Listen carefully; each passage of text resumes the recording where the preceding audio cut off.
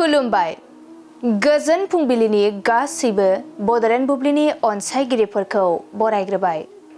दिनै 24 नभेम्बर रबिबारनि फानजामुथिखौ फरायथिनो लादों आं उदांस्रि मुसाहारिया।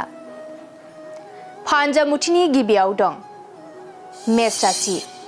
नोंथांनि गथ'आ गाज्रि लामाजों आगान सुरगोन, गथ'खौ लानानै जिंगासिनांगोन। बृष राशि। न'नि खामानिया मावब्लाबो जोबस्रांनाय नङा, देहाखौ जोबोरैनो मेंखांनाय मोनगोन। मिथुन राशि। आद्रा थानाय खामानिखौ जाफुंसारहोनो थाखाय गोबां गोहो बोलोनि गोनांथि जागोन, खामानिफोरा जाफुंसारगोन। कर्क राशि।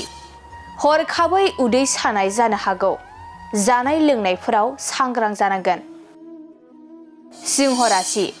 समाजाव नोंथांनि मान सन्माना जौगालांगोन, नखराव गोजोन फैगोन। कन्या राशि। नोंथांनि बिबाना गाहाय फारसे दावख्लायगोन, गोसोआ दुखु मोनखांगोन। तुला राशि।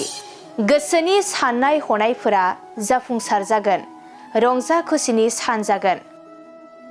वृश्चिक राशि। गोबावनिफ्रायनो लोगो मोनलायै लोगोजों लोगो हमनो हागोन, गोसोआ गोजोननाय मोनगोन। धनु राशि। गोसोआव गोदान मिजिं सोमजिखांगोन, गोदान साननायजों आगान सुरलांनो हागोन। मकर राशि। मोनखानाय मुवाखौ खोमाना लाफिननांगोन, दुखु दाहाजोंनो साना बारलांगोन। कुम्भ राशि। गोजान लामा दावबायनो खाबु मोनगोन, गोसोआ जोबोरैनो रंजाखांगोन। मीन राशि। मावनो लानाय थांखियाव जै जागोन, गोजौ फारसे जौगालांनो हागोन। दिनै सानसेनि राशि फरायथिनायाबो एसेनोसै। आसा खालामो नोंथांनि दिनैनि साना मोजाङै मोजां थांगोन, बेखौ बड'लेण्ड बुब्लि नखरनिफ्राय मिजिंथिबाय। गोजोन्थों।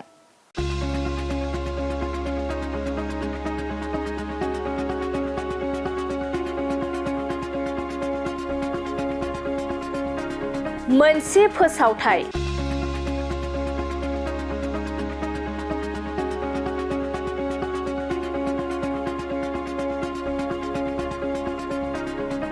थामथि मैहुर इन्टारनेशनेल थियेटार फेस्टिभेल 2024-25 खुंफुंजागासिनो दं। लोरगि थियेटार ग्रुपनि बानजायनायाव आरो बिटिआर सरकारनि सिनेमा एन्ड डिपार्टमेन्टनि हेफाजाबाव थामथि मैहुर इन्टारनेशनेल थियेटार फेस्टिभेलखौ 21 नभेम्बरनिफ्राय 24 नभेम्बरसिम थुनफावथाय दिन्थिनो थाखाय क'क्राझार सहरनि साखाथियाव थानाय बड'फा कालचारेल कमप्लेक्सआव दिन्थिफुंगासिनो दं।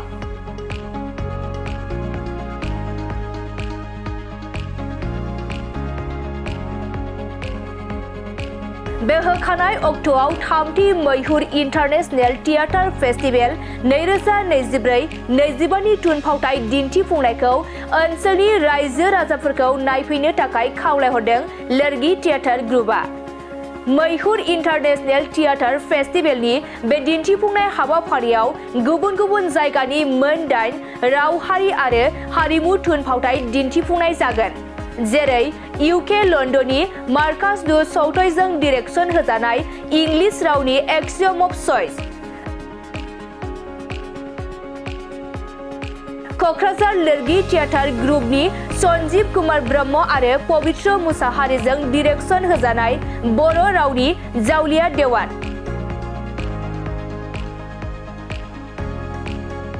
अदालगुरिनि जयन्त राभा आरो राकेश कुमारजों डिरेक्सन होजानाय एसामिस रावनि गियान बेयानर बिलय,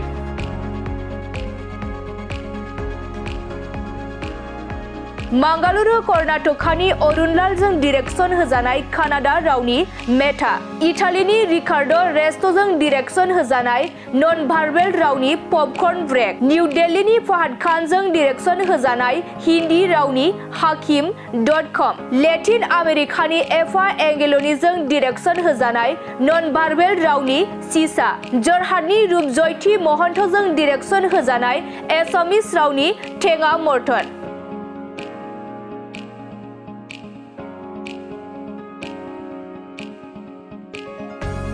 ओनसोलनि रायजो राजाफोरा क'क्राझार बड'फा कालचारेल कमप्लेक्सआव फैनानै दिन्थिबाय थानाय थामथि मैहुर इन्टारनेशनेल थियेटार फेस्टिभेलनि गुबुन गुबुन जायगानि मोन 8था राव हारि आरो हारिमु थुनफावथायखौ बेसेन होनाङालासे नायनो हागोन।